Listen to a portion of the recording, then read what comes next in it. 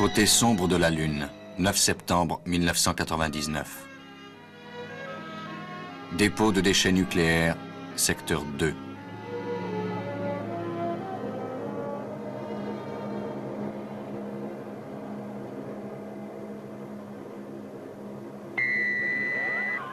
Professeur Bergman, ici Jim Nordstrom. Nous venons de franchir la barrière de protection au laser. Dans 2 minutes, nous serons prêts à commencer la vérification demandée par le Dr. Russell sur les champs de radiation. Attendez les ordres, Nordstrom. On ne vous lâche pas, soyez tranquille.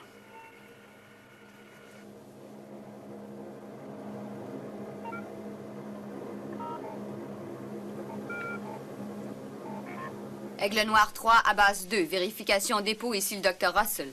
Nous écoutons, docteur. Quand aurez-vous terminé le déchargement? On est en train de s'occuper des derniers contenants. On peut finir dans 10 minutes environ. Steiner, dès que les vaisseaux spatiaux seront repartis, commencez les vérifications sur les champs de radiation. Très bien, docteur. Et voilà, il n'y a plus qu'à attendre le résultat. Oui, c'est ça.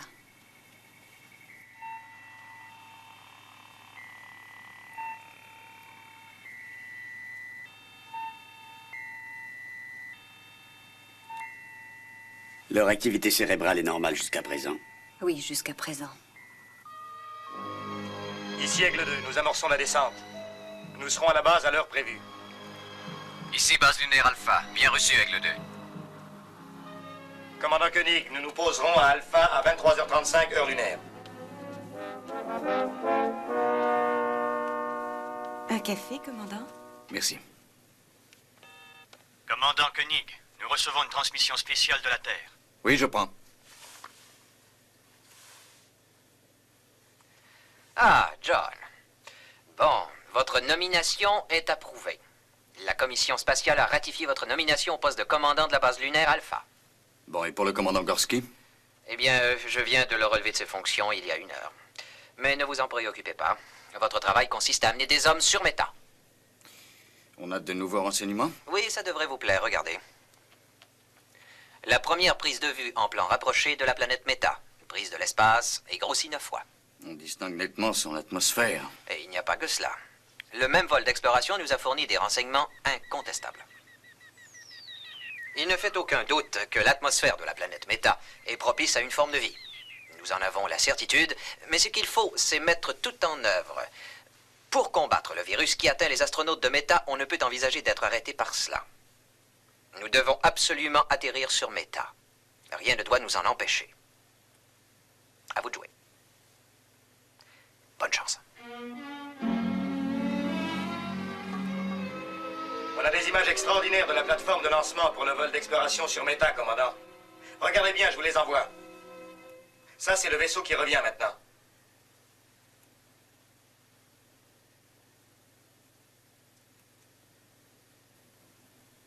Je dois dire que... j'aimerais déjà le voir en route vers Méta. Bon, on a fait le tour, professeur. Tout est vérifié. Il n'y a absolument aucune perte de radiation. Nous rentrons. C'est ça, rentrez, Steiner. On vous attend.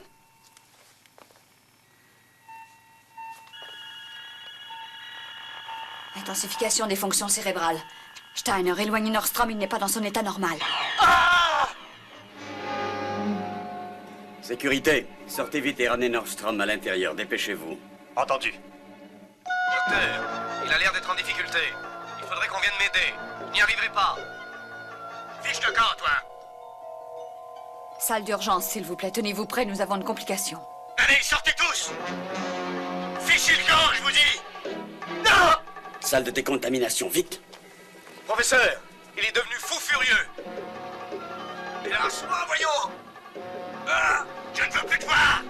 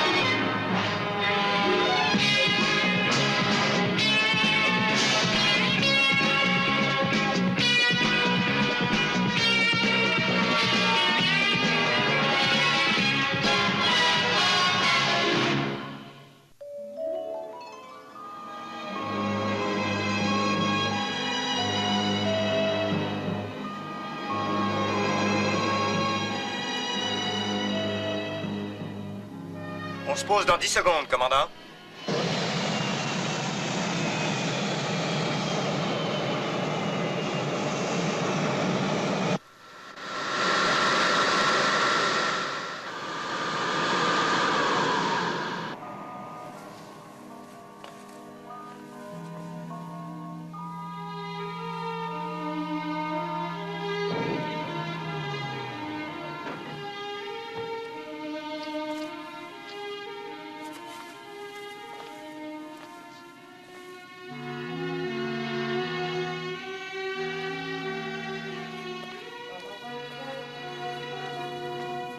Bonjour, John.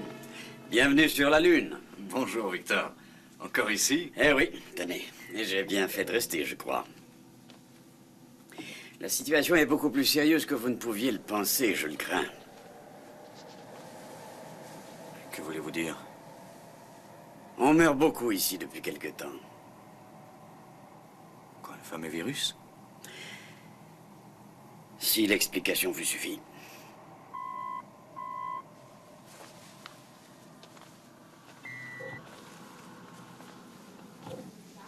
Commandant Koenig, Commandant Gorski? je crois que nous sommes deux à connaître la situation. J'imagine que vous aimeriez bien vous détendre. Ce genre de voyage est assez fatigant en général. Oui. Si vous désirez me parler avant mon départ, je serai à votre disposition. Bonne chance. Il prend les choses du bon côté, lui. Il a été suspendu on ne peut plus brutalement, non? Je le connais un peu, il survivra. On ne peut que le lui souhaiter. Il a toujours bien mené sa barque, je pense. Bonjour, commandant. Benjamin. Ça fait plaisir de vous Moi voir. aussi. Bonjour, commandant. Comment ça va? Bon voyage, commandant. Très bon, oui. Bonjour, commandant. Bonjour, Tania. Bienvenue à bord, commandant. Merci.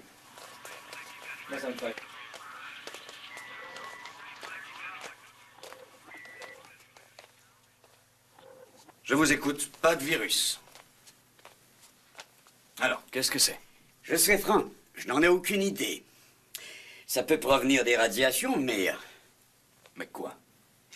il n'y a aucune trace de radiation. Victor, vous me connaissez suffisamment pour savoir que je suis au courant des faits, même si je n'en ai pas l'air. Non, Et le lancement spatial du siècle ne peut absolument pas nous filer entre les doigts. je comprends, c'est certain. Cette planète s'est rapprochée juste assez de nous pour qu'on y atterrisse. Il ne peut pas y avoir d'erreur. Oui, mais ce problème, justement, pourrait très bien empêcher le lancement. Le docteur Russell a de très bonnes idées sur la Oui, question. Simons m'a parlé du docteur Russell et... Je serais étonné qu'il vous les recommandait très fort. Le commandant Gorski refusait d'envoyer les rapports de ses découvertes. Je vois. Écoutez, voyez là, ça pourrait être utile.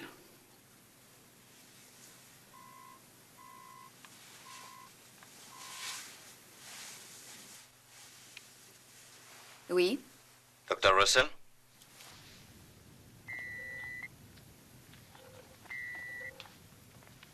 John Koenig. Commandant?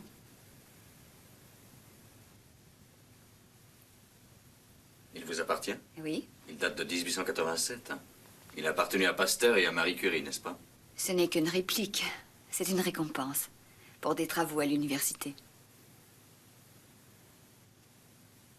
Docteur, avez-vous réussi à guérir quelques hommes, à les débarrasser du virus? Ce n'est pas un virus. Les lésions cérébrales dont ils sont atteints sont d'origine inconnue. Leur état est très critique. Et il n'y a rien à faire, si je comprends bien.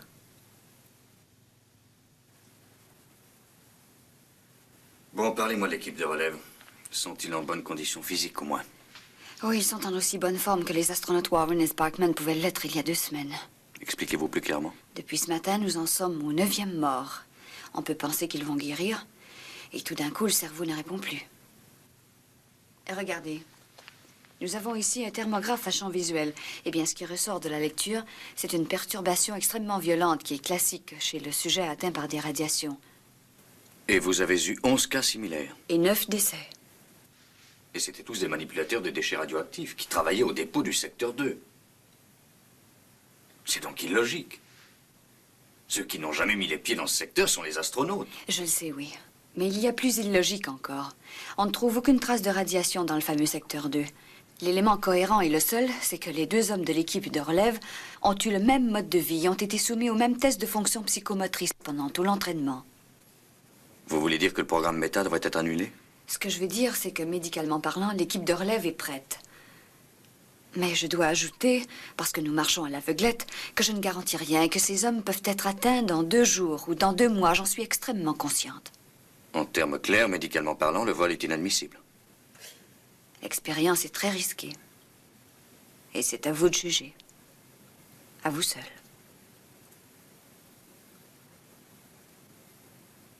J'aimerais voir ces hommes.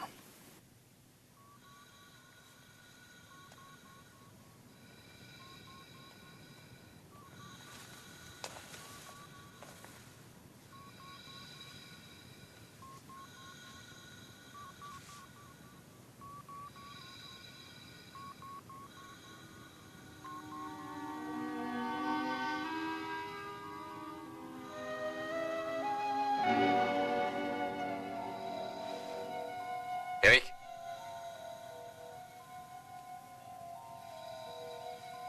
Frank? C'est Koenig qui vous parle.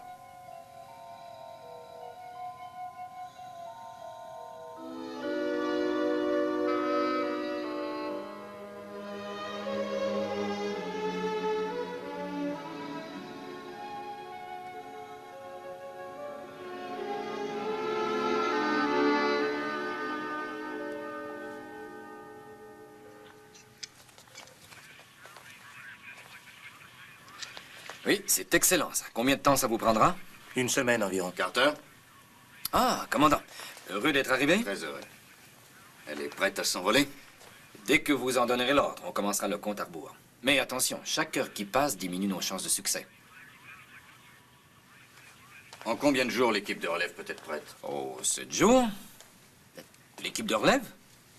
Et comment ça? C'est trop long, 7 jours. Ah, mais on ne peut pas aller plus vite. Tous les calculs sont déjà programmés.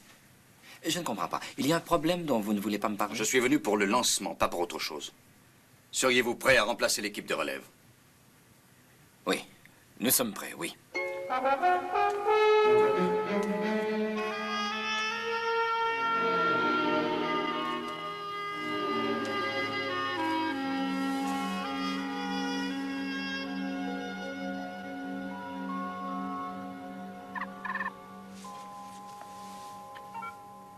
Ah, John. Comment allez-vous? Vous le voyez, je ne vous laisse pas tomber. Je désirais que vous me fassiez part de vos impressions sur la situation qui réside ici. Il y a eu un autre décès ce matin au centre médical nucléaire. Le docteur Russell parle de lésions cérébrales, causées par ce qu'elle croit être des radiations. Ouais, je vois. Moi, j'ai déjà eu vent de sa fameuse théorie par Gorski. Je la crois extrêmement compétente dans certains domaines touchant la médecine de l'espace, mais dans ce cas précis, elle se trompe. Elle fait fausse route. Aussi, je vais vous envoyer rapidement une équipe de très bons spécialistes et vous verrez... Non, qu'après- attendez, une seconde. Je n'irai pas si vite à votre place.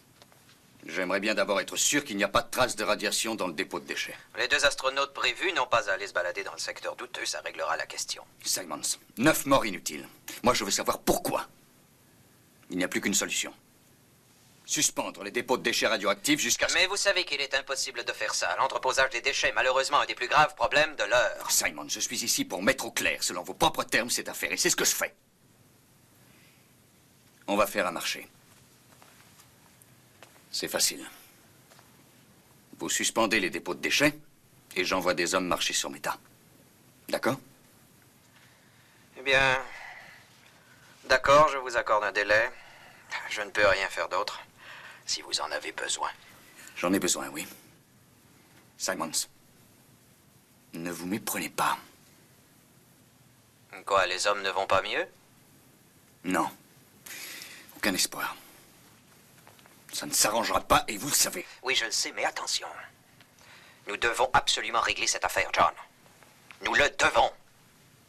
Dans 15 jours, le Comité international des bases lunaires devra voter les crédits. Là, les discussions porteront sur le lancement et il s'agira de jouer serré. Mais si un mot ou un seul signe de défaillance leur vient aux oreilles, ils abandonneront pour toujours notre magnifique projet. Je vous en conjure, n'oubliez pas ça.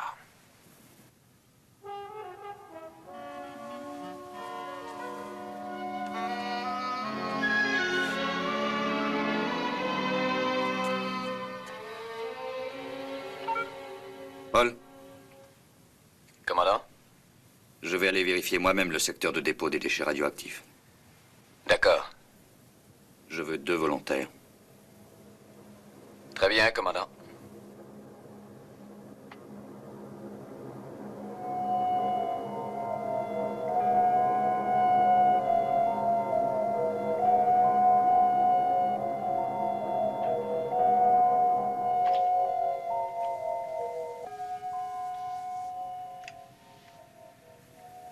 Ça, c'est le secteur 1. Collins, nous voulons aller au secteur 2. Oui, j'ai compris, commandant. Mais on passe au-dessus du secteur 1 pour ne pas s'en aller n'importe où. Et on amorce un virage à 45. C'est un bon point de repère. Un point de repère. Collins, rapprochez-vous du sol et ouvrez l'œil. D'accord. Il n'y a aucune radiation ici, John. J'ai déjà vérifié, tout est normal. Bon, ça c'est le premier dépôt de déchets radioactifs. L'a-t-on utilisé depuis mon absence? Non, ils ont tout déposé au secteur 2. On n'utilise plus celui-là depuis 5 ans. Dire que de nos jours, on n'a toujours pas de couvercles spéciaux. Comment peuvent-ils vérifier? Oh, ça se passe très bien. On les surveille sur les récepteurs. Merci, Collins, on a vu. Vous pouvez aller au secteur 2. Bien, commandant.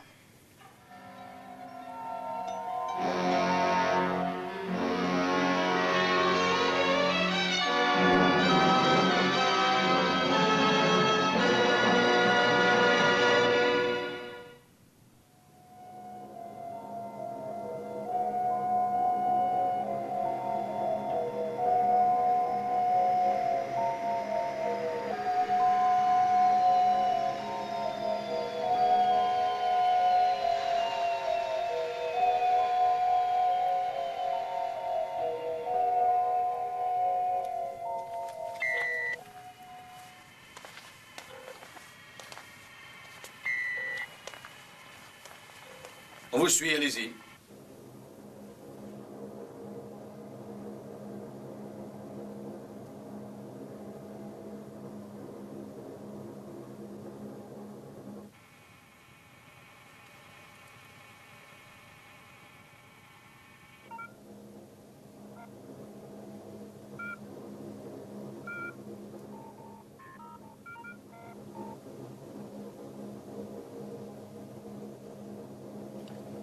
Numéro 1 vérifié, commandant. Taux de radiation normal. Aucune fuite. Nous allons au numéro 48. Très bien, Jackson.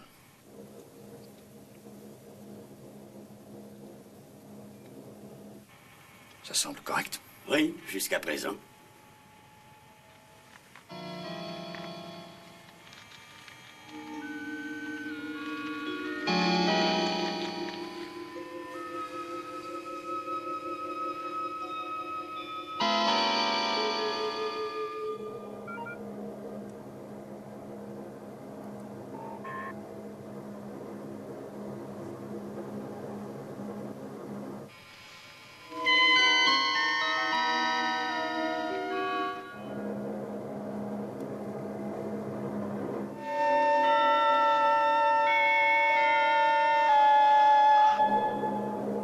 Commandant, numéro 48, vérification terminée. Taux de radiation normal.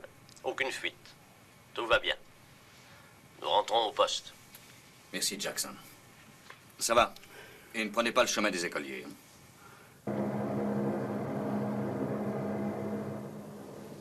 Alors, si on observe les limites de sécurité, le taux de radiation n'a rien de redoutable. Ce n'est pas la théorie du Dr. Russell. Donc, ce qui aurait atteint gravement les 2 astronautes et qui en aurait tué 9 ne pourrait pas être la radiation. Eh bien non. Qu'est-ce que ça peut être? Il est temps de partir, commandant. C'est vrai, Collins, nous partons aussi. Maintenant, il faut partir. Compris? Il faut sortir d'ici. On étouffe.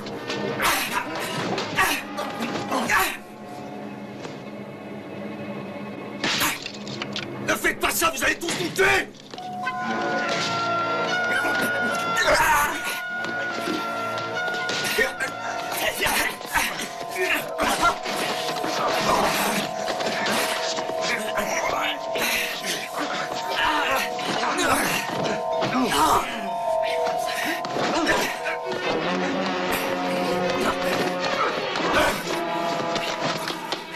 Tirez, mais tirez donc!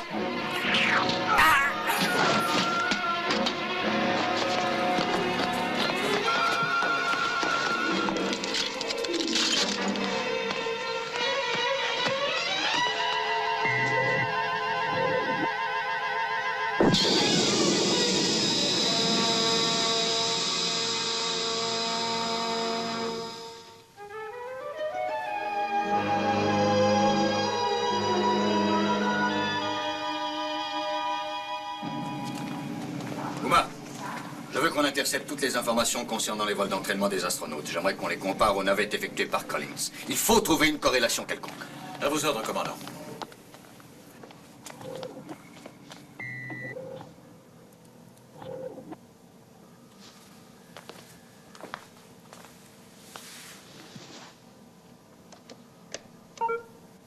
Dr. Russell? Oui, commandant, ici le docteur Mathias. Quel est le dernier rapport sur l'état de santé de Sparkman et de Gordon? Frank Gordon est décédé à 13h28.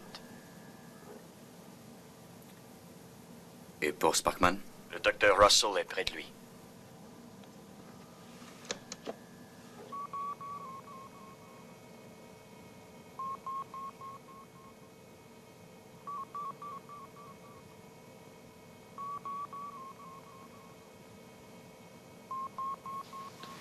Ordinateur.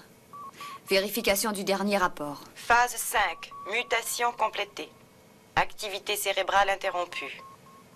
Apparence de vie provoquée par branchement sur appareil de vie artificielle. Conclusion. Astronaute Eric Sparkman décédé.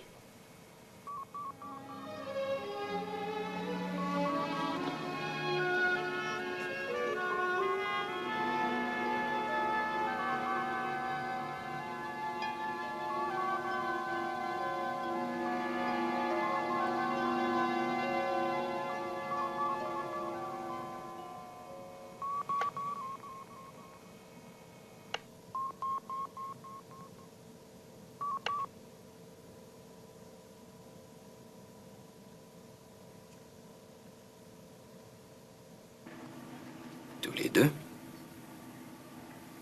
C'est fini? Mais...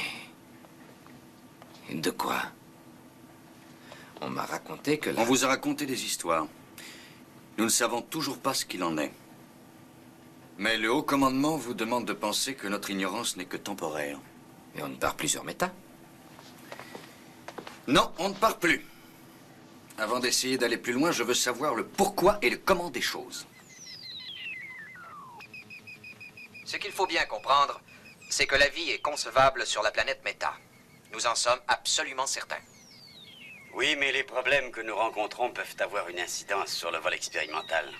Nous devons absolument envoyer des hommes sur Méta. Rien ne doit nous arrêter. Rien. Je ne peux vraiment pas vous garantir que dans 3 jours ou dans 3 mois, ces hommes n'auront aucune réaction négative. Et votre mission est de vous poser sur Méta. Un pas de géant pour l'humanité. Ça ressemble malheureusement à un faux pas dans l'obscurité. Voici un film qui a été pris de l'Aigle sur lequel Eric Sparkman et Frank Gordon ont effectué leur dernier vol d'entraînement. Les images sont parfaites, mais à un moment donné, il y a une espèce de blanc de 2 minutes. Tenez, c'est ça. Et tout à coup, on a à nouveau une réception parfaite. Dans quel secteur était-il à ce moment-là? Aux environs du point Delta. C'est facile à contrôler.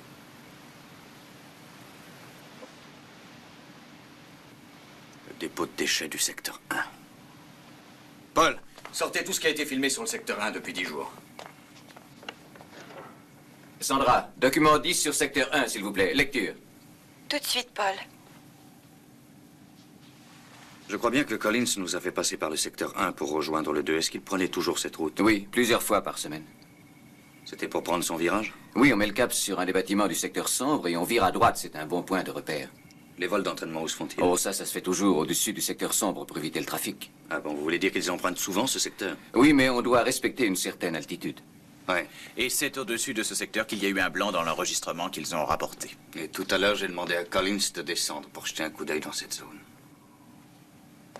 Commandant, on observe une chaleur intense qui se dégage du secteur de dépôt 1 et c'est justement impossible. Tout indique que le niveau de radiation est absolument normal, mais la chaleur continue à s'intensifier. J'ai l'impression qu'on a trouvé un lien, une corrélation, Victor. Attendez-moi, j'arrive. Branchez le secteur sur vidéo.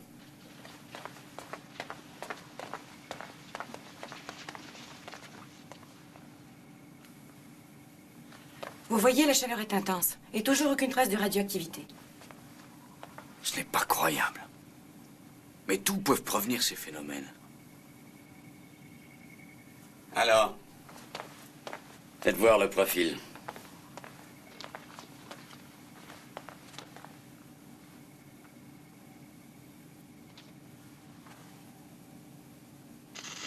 appuie sur la 1. Passez à la caméra 2. Le contact visuel est coupé. Paul, je veux un aigle prêt à décoller. Il faut aller sur place, voir ce qui arrive.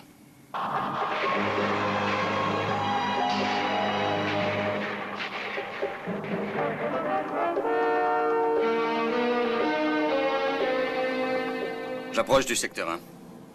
Vérifiez le système de repérage. Système de repérage 10 sur 10, commandant.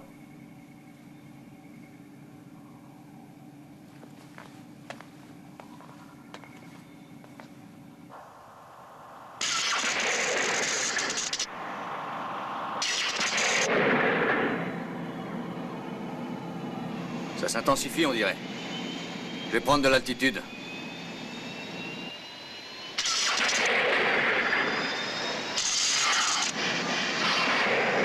J'ai l'impression de perdre le contrôle. Vous avez toujours le repérage? Les champs magnétiques ont l'air de s'étendre. Vous feriez mieux de revenir très vite. Tenez bon, commandant. On va essayer de vous sortir de là. Passez sur contrôle automatique pour le retour à la base, commandant. On ne vous reçoit plus. Plus rien à répondre. Circuit hors contrôle. Vaisseau de secours prêt à partir.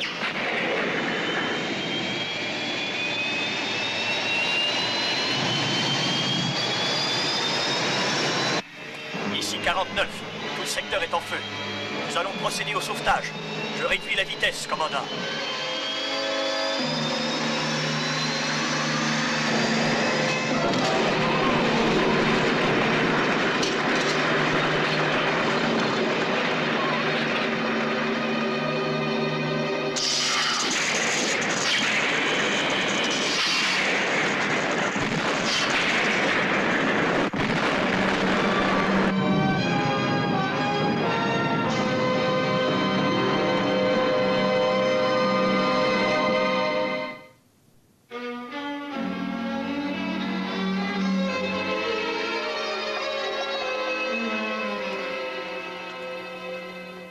Alors?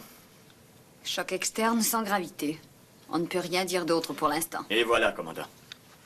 Je vous l'avais bien dit que ce n'était pas grave. C'était pas la peine de faire tant d'histoires. Commandant? Ce ne sont pas les chocs et les contusions multiples qui m'intéressent. Depuis quelque temps, vous considériez ce secteur comme étant suspect. Vous saviez qu'il était certainement à l'origine de la mort subite des 2 astronautes et de l'accident du pilote, je ne vous apprends rien. Et sachant tout cela, vous n'hésitez pas à y aller. Nous avons besoin d'un commandant, et non pas d'un héros. Vous ne savez pas que vous y portiez un quelconque intérêt?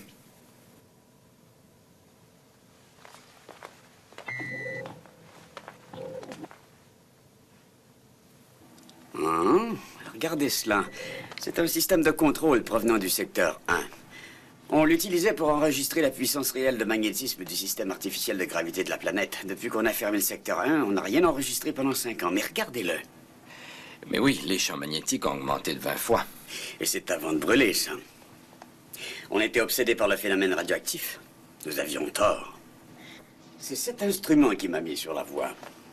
Nous avons affaire à un phénomène nouveau, dont l'origine semblerait être le dépôt de déchets radioactifs du secteur 1. Je pense que l'énergie magnétique contenue se déchaîne brusquement. Comment? Elle serait responsable des phénomènes actuels? Et elle pourrait avoir causé des lésions cérébrales? C'est un point qui resterait à vérifier. Néanmoins, je pense que c'est une surintensité anormale du champ magnétique qui a déréglé le fonctionnement du système de navigation et l'enregistrement du vol des astronautes. Sparkman et Gordon ont survolé le secteur tous les jours. Ainsi que Collins en faisant la navette. Mais nous y avons tous été exposés, ça me paraît évident. Nous sommes tous passés au-dessus du secteur 1 pour nous rendre au dépôt 2. Il est possible que l'accumulation des forces n'ait été que sous-jacente. Il y a un problème beaucoup plus grave. Si le secteur 1, pour les raisons que nous supposons, se met à brûler comme un feu de paille, on peut logiquement déduire que le dépôt du secteur 2 est menacé à son tour. Comment peut-on le savoir? Il faut évaluer l'étendue des champs magnétiques en surface. Si vous envoyez des hommes en surface, je ne réponds pas de leur survie dans ces conditions. Je vous comprends. Nous allons équiper un aigle qui pourra effectuer tous les contrôles. Sans pilote pour cette fois.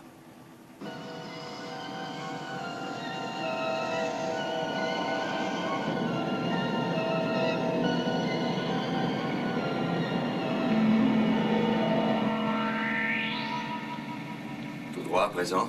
Ralentissez. Oui, toujours tout droit.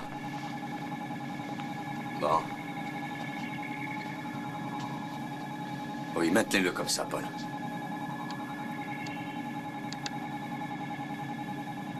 Sandra, qu'est-ce que vous lisez? Taux de radioactivité normal, champ magnétique 0. Ça va, Paul, faites-le descendre. Bien, commandant.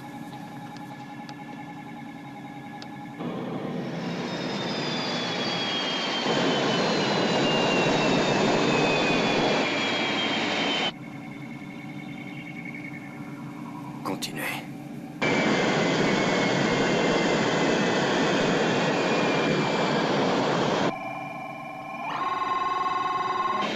Sortez-le de là. Puissance maximum, Paul.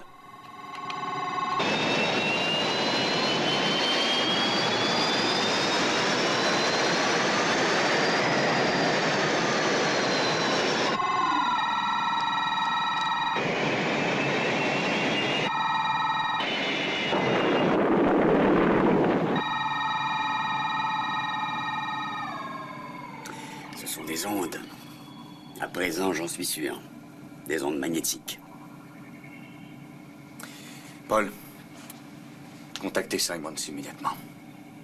Employez code prioritaire Alpha 1. Et tout de suite. Bravo, docteur. Vous aviez vu juste. Radiation magnétique. Nous sommes sur la plus grosse bombe que l'homme ait fabriquée.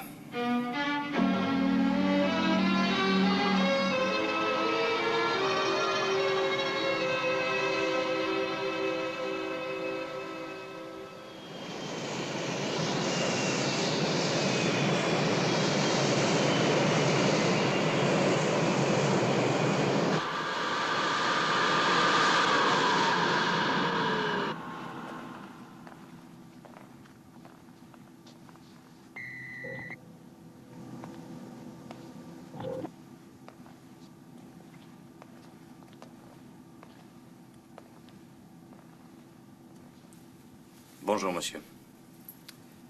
Commandant.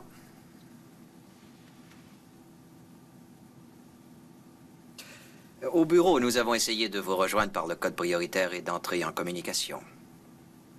Mais il semblerait que vous n'étiez pas disponible. Je le suis à présent. Eh bien, la chaleur commence à gagner également le secteur 2. Ce dernier ayant 140 fois la capacité du premier, de toute évidence, une réaction en chaîne nous semble assez inévitable. Et que se passerait-il s'il venait à brûler tout seul comme le secteur 1? Simons, vous n'avez pas l'air de saisir. Nous sommes au sommet ici, figurez-vous. Si ça brûle, tout brûle. Alors que faut-il faire? Le mieux serait de prendre chaque pile à part et puis après nous détruirions la masse. Une fois la masse dispersée dans le vide, nous serions sauvés. D'accord. Eh bien, faites ça, oui. Évidemment, nous disposons d'un temps limité.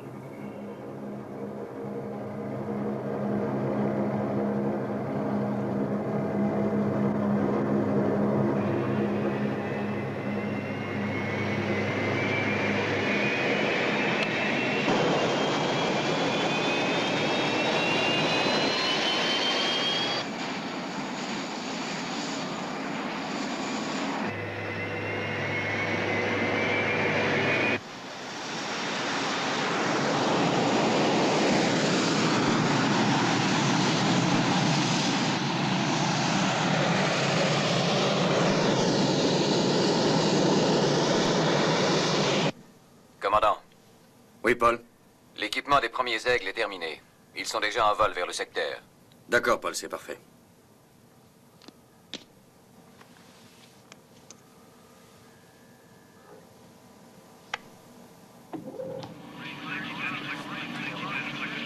Envoyez l'image.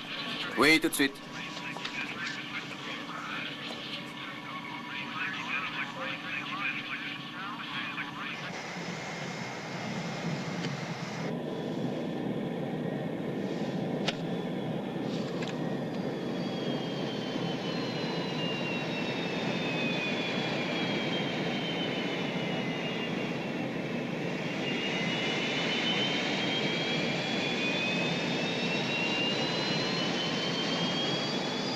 Alpha, ici, Aigle 4. Le système de contrôle navigation commence à se brouiller. Nous remontons.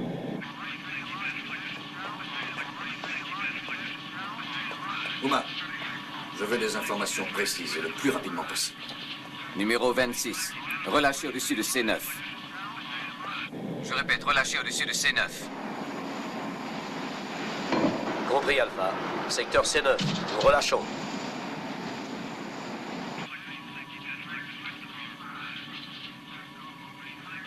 Alors? On a des problèmes avec le contrôle navigation sur le vaisseau. Les pilotes les ramènent à la base. Les champs magnétiques semblent vouloir se répandre. Dites-leur de prendre de l'altitude. D'accord. Base Alpha, à tous les aigles. Prenez de l'altitude. Il y a des vaisseaux disponibles? Non, il n'en reste plus, commandant. Prenez celui de Simon, c'est foncé en orbite. Faites un rapport sur ce que vous voyez de là-haut. D'accord. Du nouveau? La chaleur fait que le champ magnétique varie, il fluctue beaucoup. Et j'avoue que c'est ce qui m'ennuie.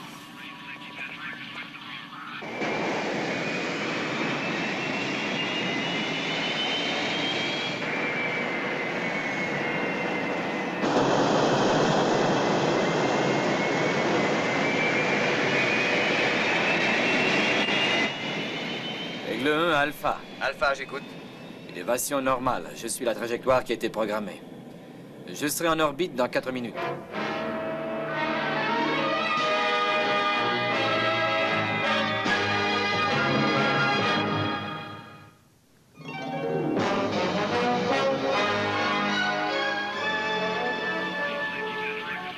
Les niveaux ont l'air de se maintenir. Croyez-vous que nous contrôlons la situation? Il est encore trop tôt pour le dire. En tout cas, tout cela ne m'a pas l'air trop alarmant. Bien joué. Il va falloir que je fasse parvenir un communiqué sur la situation. Cela les fera patienter, on retardera le vol prévu. Voyez-vous, John? Il y a des hommes qui risquent leur vie pour prévenir une catastrophe, un désastre. Réveillez-vous, Simons. Je vous jure que si tout ça tourne mal, il n'y aura personne pour envoyer un communiqué. Il n'y en a pas un de nous qui survivra. Commandant, le niveau monte.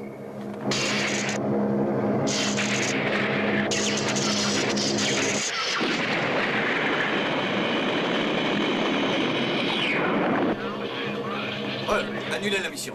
Base Alpha, à tous les aigles, retour à la base immédiat. Je répète, retour immédiat à la base. Ici Alpha.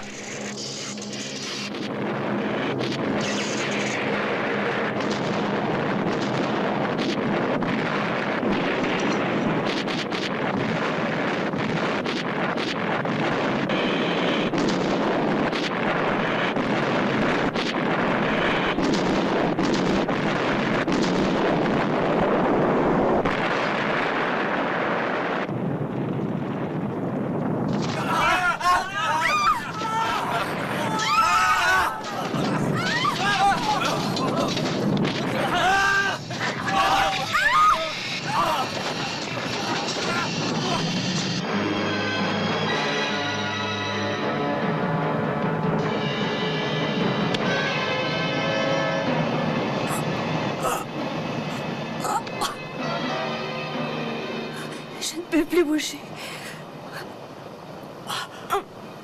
La gravité est modifiée. On ne peut plus rien faire d'autre. Il faut patienter.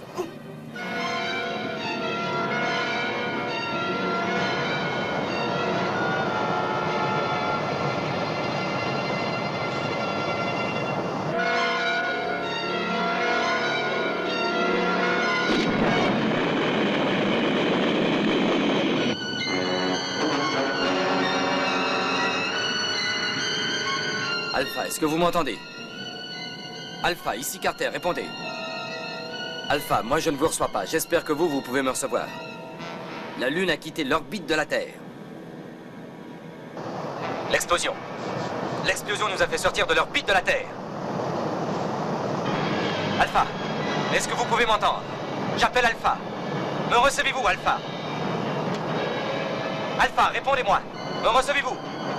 Moi je ne reçois toujours rien.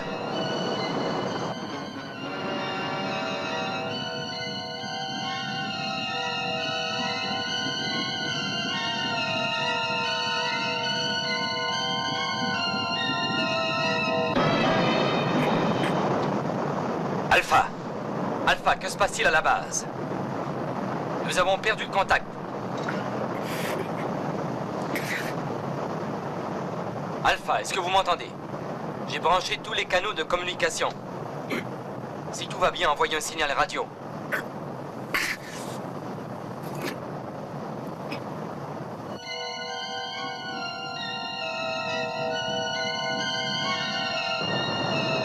Alpha, nous nous éloignons de la Terre. Me recevez-vous, Alpha? Alpha! Carter! Al, répondez. Commandant, vous êtes en vie, Dieu soit loué. Mais que se passe-t-il sur Alpha? La force de gravitation a été modifiée.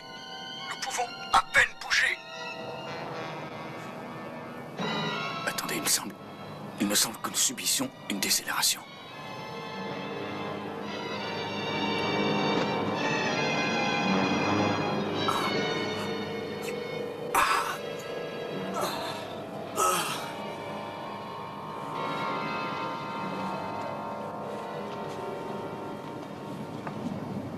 Ça va mieux, on dirait. On est au-dessous de G3. On va compenser. Ce qu'il y a eu, c'est que toute la base a joué le rôle d'un gigantesque moteur de fusée. Et nous avons quitté notre orbite. Mais si la fission finit par s'arrêter, eh bien, tout devrait redevenir normal, je pense. Carter pourra nous rejoindre. Carter, me recevez-vous? Oh oui, je vous reçois, clair et net. Pouvez-vous revenir à la base? Oui. Oui, je peux. Je me suis beaucoup rapproché. Oui, certainement. Bravo, capitaine. Contrôlez toute la base. Poste de commandement. Nous attendons un rapport. Ici, section de sécurité. Nous avons rétabli le contact son. Contact vidéo nul. Ici, section d'entretien. Tout est arrêté chez nous. Nous envoyons l'énergie par générateur de secours. Ici Mathias, centre médical. Décompression suivie d'explosion dans 2 compartiments. Avons réussi à les isoler sans danger. Service d'urgence fonctionne, nous pouvons accepter les blessés. Gloria, occupez-vous-en, voulez-vous?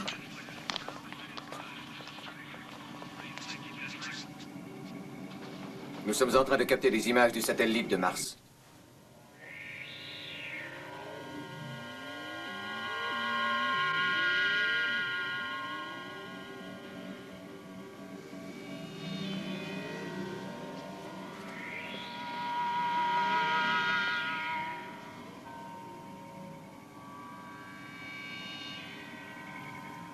Est-ce que nous pourrons revenir sur la Terre? Uma, le temps est précieux, dépêchez-vous. Interrogez l'ordinateur sur l'opération Exodus. Oui, monsieur. Passez sur grand écran, Paul. Cela nous concerne tous, je crois. Opération de secours Exodus. Facteur indéterminé. 1. Trajectoire de la Lune inconnue. 2. Modification constante des forces G dues à l'éloignement de la Terre. 3. Information insuffisante pour programmer plan de vol. Tous les éléments prévus par programmation pour opération Exodus sont inapplicables. Information disponible insuffisante dans les circonstances qui prévalent. Décision humaine requise.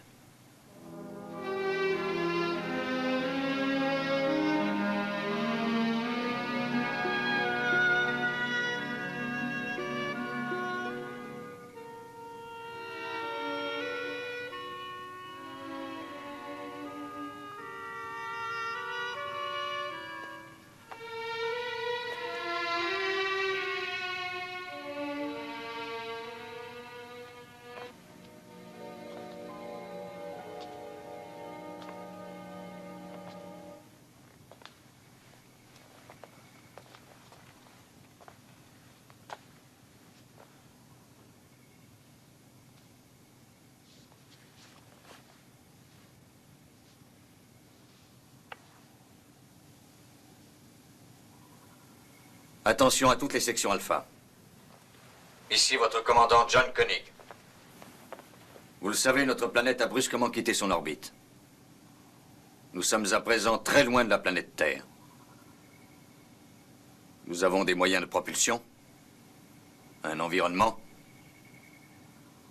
Ainsi, nous avons la possibilité de survivre. Si nous tentons un retour improvisé sur la Terre, sans aucun plan précis, sans mettre tous les atouts de notre côté, j'ai de bonnes raisons de croire que nous échouerons. C'est forcé. C'est pourquoi j'estime que nous devons rester ici.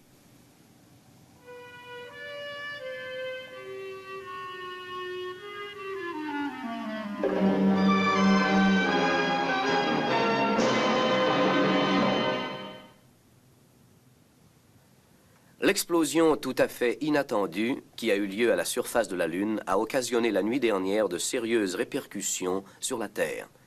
Les nombreuses secousses sismiques qui ont été enregistrées aux États-Unis sur la majeure partie de la côte ouest, en Yougoslavie, aussi bien qu'au sud de la France, ont hélas fait de nombreuses victimes dont le chiffre n'est pas évalué. La délégation internationale de l'espace réunit son conseil sous la présidence du remplaçant de M. Simmons et est en ce moment en train d'essayer de mettre sur pied un programme visant à envoyer du secours aux 311 hommes et femmes se trouvant à la base Alpha. De sources bien informées, l'espoir reste cependant faible de retrouver des survivants sur la base. Pendant quelques heures, les responsables du programme Alpha ont cru qu'un sauvetage pouvait être tenté d'une des planètes qui se serait trouvée sur la même orbite. Il est à présent prouvé que l'accélération de la Lune a considérablement augmenté sa distance par rapport à la Terre. Branchez toutes les fréquences, il faut capter n'importe quoi.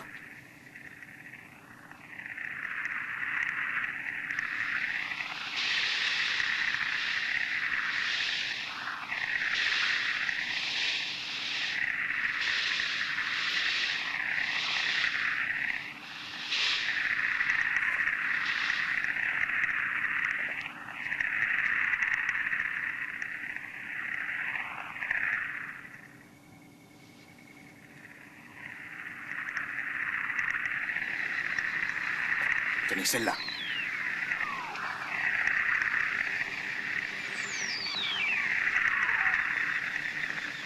C'est Meta.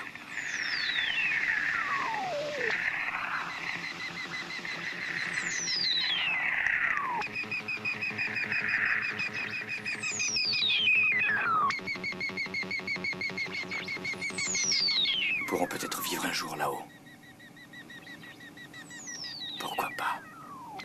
« 13 septembre 1999. Les signaux de Meta augmentent sans cesse. Oui. Là-bas, peut-être.